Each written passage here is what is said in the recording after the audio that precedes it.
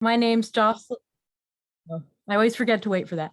Hi, everyone. My name's Jocelyn O'Zolins from the Shelter Island Public Library. I want to thank, here is TJ Hatter, Long Island Director of Intergovernmental Affairs for the State Attorney General's Office. And we also have Bridget Fleming, legislator for the second district. And I also want to thank, she's not visible, but Cheryl Rossi, who helped arrange this program. And thank you, all of you. And I will turn things over to TJ Hatter now. Well, good afternoon, everyone. My name is, in fact, TJ Hatter. I'm here with New York State Attorney General Tish James' office. Before I say another word, I want to introduce my great friend, legislator Bridget Fleming, who does such a phenomenal job both in her district and across Long Island, and is just a wonderful partner both in and out of government. I'm going to ask everybody who's on this call to just mute your line. We're going to have plenty of time for questions. I'm going to stay. I'm going to answer as many of them as I possibly can. But until then, I'm just going to ask you to mute. And legislator, before we get started, I'd like to give you the opportunity to just say hi to everybody. Oh, thank you, TJ. It's so nice to be with you. And thank you so much, Jocelyn, for putting this together, and also Cheryl Rossi in my office.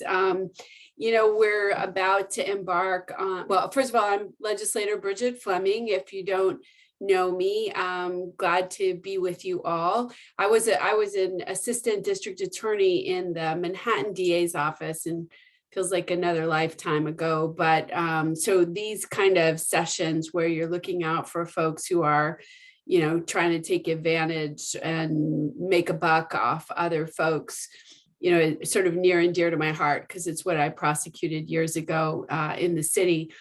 But anyway, as we approach tax season, I just want to emphasize how important it is that everyone on the call is aware of the increase that we see in those spam calls and trying to reach you online. I mean, with technology, especially during COVID, it's been great to be able to be in touch with people and stay in touch with people, but it's also an avenue for bad actors to try to reach you and take advantage of you, whether it's pretending to be government officials or pretending to be family. It's dangerous out there, unfortunately. So we know that it's an unfortunate reality. And so I'm just really grateful.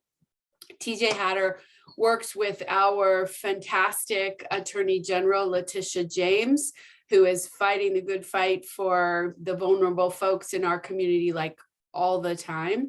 And so I'm just so glad that TJ is with us and that he's, going to dig into the specifics of some of these scams, because it is really important, not only that you hear it yourself, but that you spread the word, especially during tax season. We want to make sure that you're not falling prey to any of these online or phone scams. So TJ, thank you for, as always, protecting our community and being with us. And I'll turn it over to you now. Just want to wish everyone a wonderful year. Be careful out there, enjoy, and thank you, TJ. Well, thank you very much, legislator. And before you go, I just want to say again, what a great partner you are. And you do a tremendous job protecting the people of Long Island, the state of New York as well. So thank you very much. And thank you again, Cheryl, and the rest of your staff who do a tremendous job. They're some of the best on Long Island. So again, thank you. And then thank you to all of you for coming. So I'm going to take a lot of your questions here, and I'm going to talk a little bit about where scams come from, a little bit about and recognizing the anatomy of a scam, and a number of things that our office has found that are ripped from the headlines, because as actually legislator Fleming alluded to, scammers sort of act like Law and Order, the TV show. It's ripped from the headlines. If there's something that's going on that you've noticed in Newsday, or if you've seen on News 12 or any of the other local outlets, a scammer's probably going to find an avenue to work that into their approach. But before I talk about that, Jocelyn, I don't know if you're still with us. If you're not, I'll try to do it on my own. But there are some materials here. If you were with us in person, and the last time Bridget and I were in, legislator and I were in Shelter Island was pre-COVID, unfortunately, but I do love coming to Shelter Island. If I were there in person, I'd be handing you one of these. So let me try to do this right now. I'm going to do my best, improvising as we go, where I can share my screen, I believe. And indeed, I'm doing so. Okay, so this is my screen. So right here, And I put this in the chat function as well for those of you to take a look at. You can click on this link and take a look at. This is our Smart Seniors, Smart Investors brochure. It touches on a lot of what I'm going to speak about verbally, and I know that this is being recorded and hopefully will be put on YouTube later. So for everyone watching in person, thank you for joining us. For everyone on YouTube, good afternoon, good morning, good evening, good night, whenever you are joining us. Thank you for doing so. And you can find this on our website, ag.ny.gov. That's New York Attorney General Tish James's website. So I would encourage everyone to get a copy of this. You can order them online, and you can also look at it yourself via the interwebs and just review some of the information. I'm not going to go over all of the information that is on there because that is way too long, and not even I want to look at my face in this Zoom for that long. So I'm going to hit some of the highlights. But one more thing, I'm going to share screen again to start with something that is very much ripped from the headlines. So now that I have shown that I sort of think I know how to do this, I'm going to try again to share my screen with everybody. And I'm going to show you that this is what we put out about a week ago. This is immediate and right now and important that I show it to you rather. There's a consumer alert we issued last week. As many of you may know, and this might not pertain to you, but it is important that you are aware of it. New York State received $540 million for homeowner assistance funds, which was eligible for those who hit a financial hardship due to the pandemic. We are all still going through COVID. I hope everyone out there is in fact being safe, but people were obviously negatively impacted about that. I have put a link into the chat for you to be able to hop on this. For those of you who are watching live with me here now, for those of you who are watching on YouTube, the link is right here. It is eligible for you to take a look at. I would encourage you to contact that phone number, 844-776-9423. Visit the website, see if you are eligible for those programs. But if someone reaches out to you, and you'll find that scammers do this a lot, seeking to solve a problem for you that you did not know you have, here are some tips for dealing with some of these HAF related scams. You can see them right here in front of you. And this is a good general advice for any scam. Be careful of online ads. Be careful of solicitations, whether they be on the phone or via email. Do not give personal financial information. Never pay an upfront fee. These are all things we'll talk about when we talk, as we are about to transition to the anatomy of a scam. And then after that, I'm going to transition to one of my favorite parts of this, which is I take your questions, because that is the part of the program wherein my office might learn about scams that you know about because you're getting these phone calls, and we might not yet because we haven't gotten one yet. Because the number one place that people of your demographic get these types of calls is your home phone. Now, my father is 67 years old. We just celebrated his birthday. And in those 67 years, he has not willingly answered the phone in his and my mother's house once. Not a single time. If so, you're going to ruin that man's day, you're going to make him work for it. And when you ask him why, that's exactly the kind of smart alecky answer my father gives you. Someone's going to ruin my day. I'm going to make him work for it. And I don't answer the phone because if I leave it alone, eventually it'll stop. That's why I bought the answering machine. Now, having worked for the Attorney General's office now since 2015, dealt with all of these scams that come in, I have to say that my father is largely on this one very right. It's almost never good news when that phone is ringing, and if you leave it alone, it'll stop, and that's why you bought the answering machine. That's how you deal with these scam phone calls. There are more than a few of them, so I'll go over some of the most common ones. The IRS, and again, as Legislator Fleming said, ripped from the headlines, tax season is upon us, and sure enough, these scammers will transition to problems with your taxes. Here's the problem with that. Largely, you do not have one. The IRS will never call you.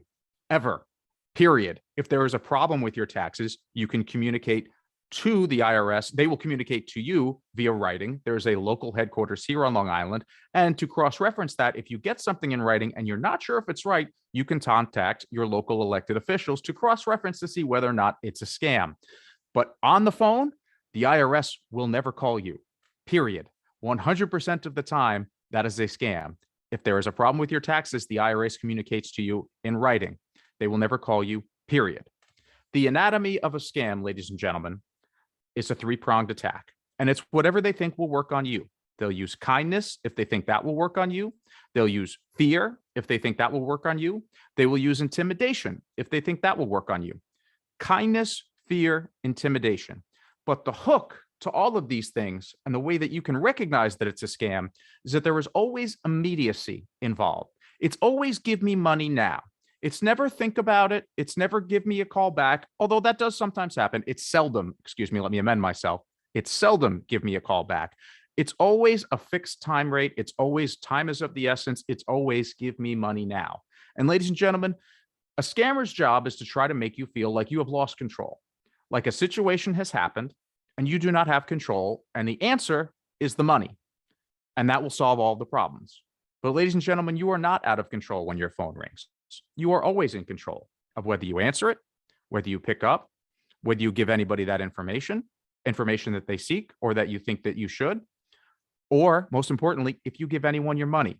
And I'm telling you, please do not send these people your money. The hook, the immediacy is the scam. That's how you know it's a scam. Kindness, fear, intimidation, and a hook of immediacy. That is the anatomy of a scam. Let's give examples of each one. I already talked to you about the IRS scam. That is an intimidation scam. I'm the IRS, you're in trouble. Fear and intimidation, I said, are different.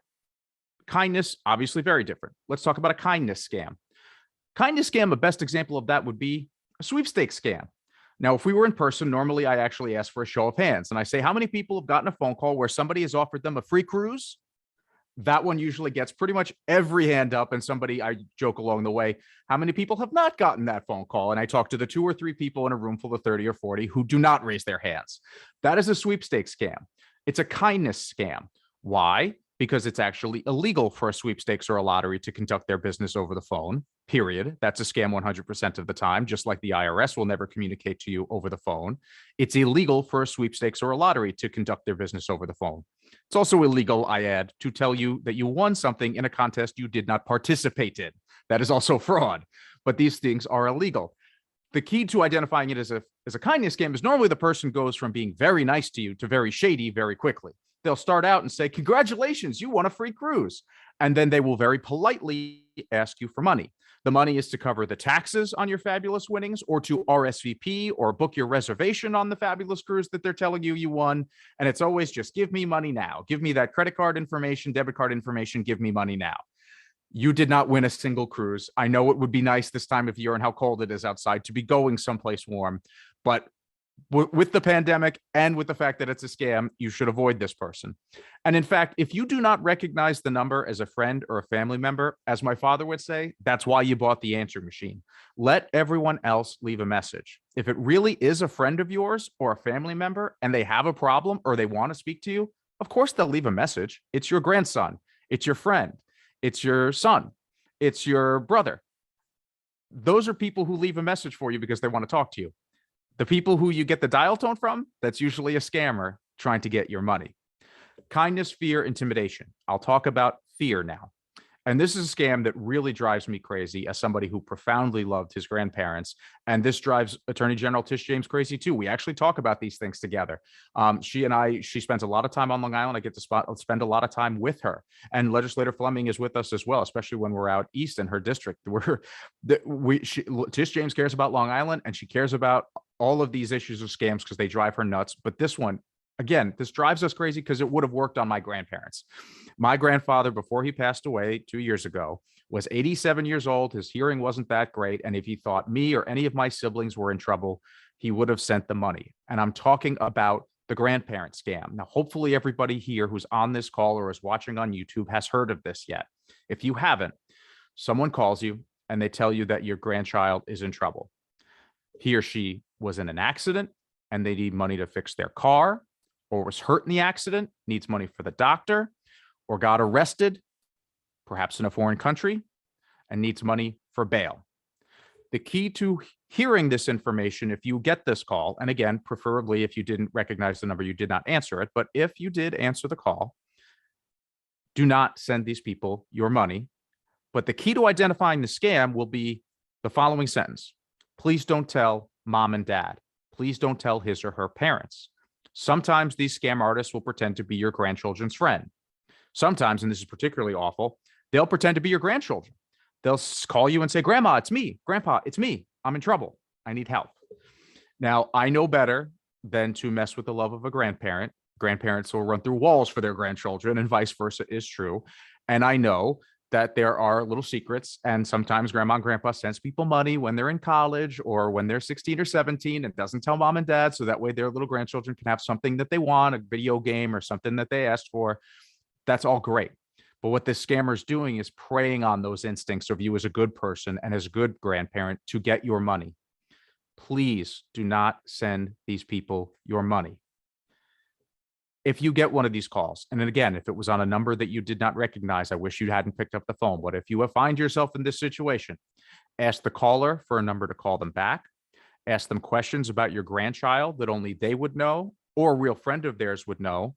Odds are they probably will not want to give you a number and have you call them back, and they likely will not have those answers either. Number two, ask for the number of the law enforcement agency or the car repair shop or the hospital that they claim your grandchild is at. They will not want to give it to you. Most scammers want to keep the conversation between you and them. Scammer and potential victim. They oftentimes do not want to involve a third person.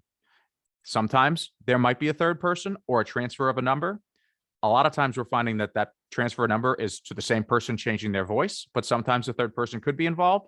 But by and large, they will not want to give you to another person. Again, they want to keep the conversation one-on-one and keep that time center of immediacy and shock with you to get the information they want.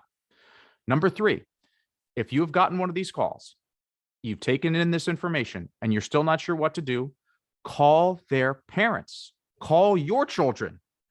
What they'll normally be able to say is, TJ couldn't have possibly been arrested last night. I just saw him at breakfast this morning. And if it were my mom or dad, they'd probably add that I shouldn't be anywhere where the sun is that strong on that cruise, because as you can tell, I burn pretty easily. I come in regular fried or extra crispy anytime I go someplace warm. For some reason, if you call their parents and you still are not sure if your grandchild's okay, call your grandchild. People of my generation are notoriously bad at picking up the phone, but if we're going to do it for anyone, it will be grandma or grandpa. Or if you can, text them. Your grandchildren will text you back no matter what they are doing in the middle of class, in the middle of a test, on a date with their boyfriend or girlfriend.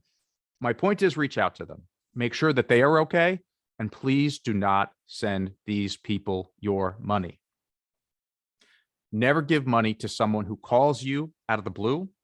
Only give money to something, a cause, a person, a situation that you've researched, that you've decided is your decision, and make sure that you protect yourself using any and all protections available via online or however you'd like to do the transaction. And in the document that I shared with everyone, there's all kinds of advice on how to do that. And for those watching on YouTube, again, we take all kinds of questions. If you see me and you like this presentation, we can book it for you and your group, and I can answer those questions, or perhaps we can get more involved here as we open things up for questions. But again, just as a reminder, is if a legitimate business or family member really is in trouble, you'll always able to call somebody back. You never have to answer that phone, and you are always in control of what you do if you choose to. So with that, Jocelyn, I hope you're still there. If not, if anyone else would like to ask some questions, I'm happy to field as many as you would like. And I'd love to open things up. And thank you again for joining us today.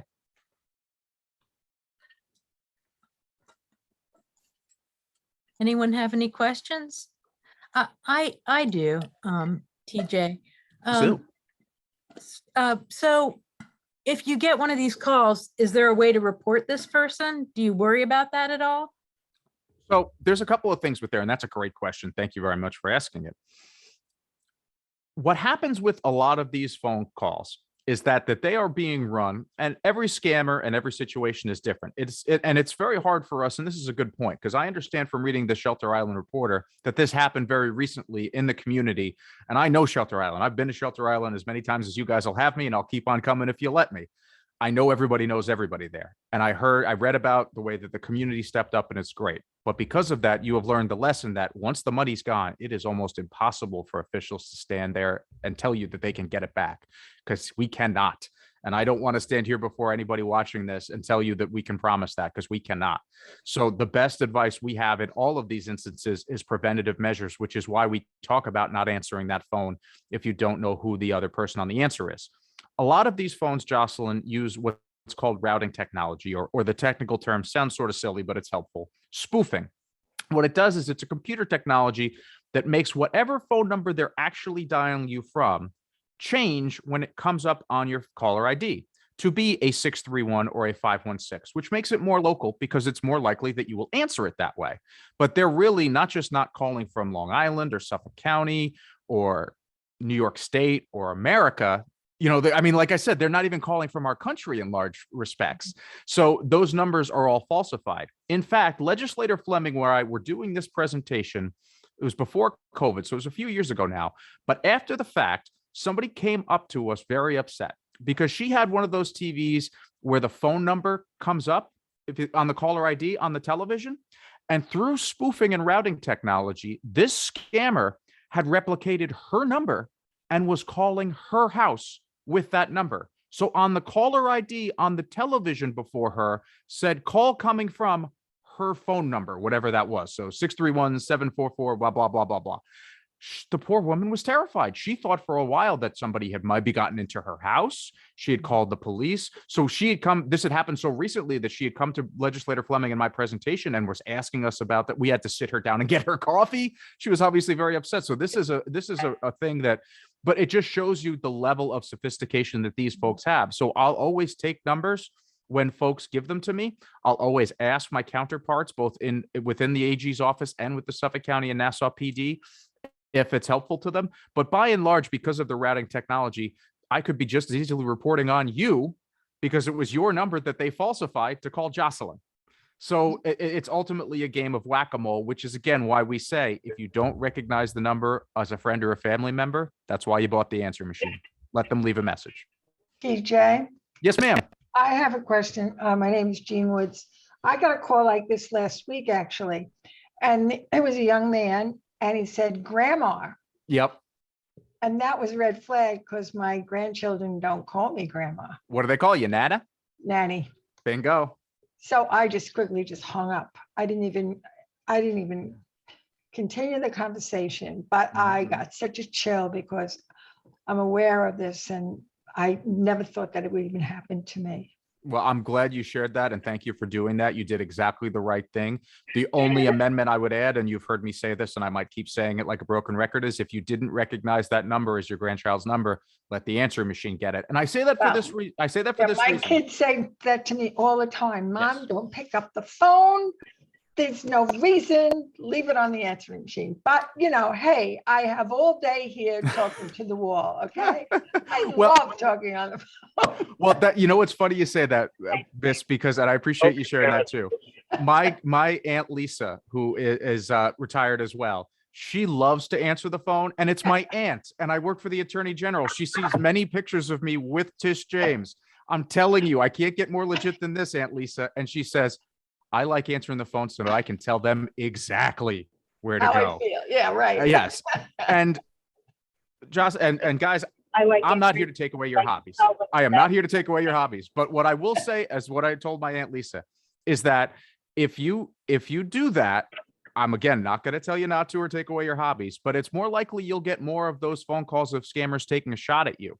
Because when a scam artist, if you pick up the phone and you tell them, like my Aunt Lisa does, exactly where to go, that's not going to mean anything to them because they're a scam artist. But what they will do is they'll mark in their technology, this person answers their phone. So maybe that scam didn't work on you because you heard about that one. Or maybe one of the ones I talked to you about today won't work because you heard us speak about it. But one that I haven't heard about yet, which Jill over there might tell me about when she goes next, that one might because I haven't heard about it yet. So you just take. I just want to interject one more thing. Yes, ma'am. I have, we've had a lot of health issues lately. And we get many calls from returning Doctors. Yep, I get that too. And they do not put up, especially if it's from their cell phone, there is no name attached to it. So I have to, I give you all the respect about that, but sometimes, and then geez, if you miss a call from one of these guys, you have no idea what it's like to try. It's an aerobic exercise to get back to them. So, it's not an excuse, but I'm just telling you that it does happen, especially to this senior community more often than most. Well, we are waiting for calls and these things do come up. I understand, Miss, and believe me, Yeah. like I said, I'm not here to give anybody a hard time. You guys are No. victims. I'm just doing the Yeah. best I can to protect. And in fact, understand. I'll share something with you. You know, my wife and I, we're young, but we're in pretty good health. But we had a situation very recently where we had doctors that were calling and we had to answer no matter what. So I Yeah. am completely empathetic to that and see that that is a glitch in the system. Yeah. The only thing that I noticed from us was that in most instances, the doctors did leave voicemails when it was just confirming appointments, but every doctor is different. And It's I not only completely confirming an appointment, if there's information involved that you want to talk back to them. understand. And Understood. that, their time is so limited, so we have to respect their time as well as my time. And that's the reason that these issues come up, Understood. Yeah. Understood completely, ma'am. I'm sorry to take up so much time. You're not taking up any. That's actually an incredibly valid point. And the fact of the matter is that that's the gap where a lot of these folks are able to find a way through. Jill, I saw that you were off. I see a Jill there that had taken themselves off mute once or twice. Did you have a question?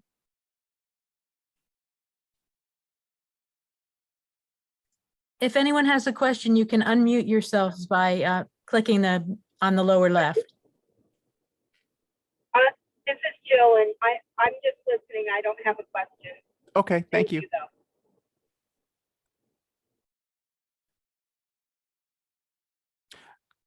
Jocelyn, I think you're on mute as well. I always do that. I just wanted every time. Just wanted to mention that the material that TJ shared will be at the reference desk. So I'll print out all that information and I can also bring it to the senior center for Lori Finelli to distribute if you like. So it'll be out there, or you can call me and I'll email it to you or whatever you want. And I'm looking forward to a time when actually I can come back to Shelter Island and see you folks in person. That will be nice. That would be great. One of the main benefits of getting to go to the Shelter Island library and do a Smart Seniors presentation is to go to Shelter Island and hang out at Shelter Island and go to see the library and have a lovely lunch. So I'm hopeful I get to do that with you folks soon. I'm looking forward to those days. Yes, me too. Any last chance for questions? But again, I'll have all the information. Thank you everyone for coming. And TJ, thank you very much. This has been very important and very informative. Thank you to Bridget Fleming. Thank you to Cheryl Rossi. The work you're doing is invaluable and we greatly appreciate it. And we'll have this on YouTube, as TJ mentioned, so that more people can know about it and we'll talk it up. Okay, great. Well, thank you guys all very much and please stay safe and have a great rest of the winter and be warm. Stay safe, everyone. Thank you, TJ. Thank you. So Thank much, you Ed. very Jocelyn. much. Bye-bye.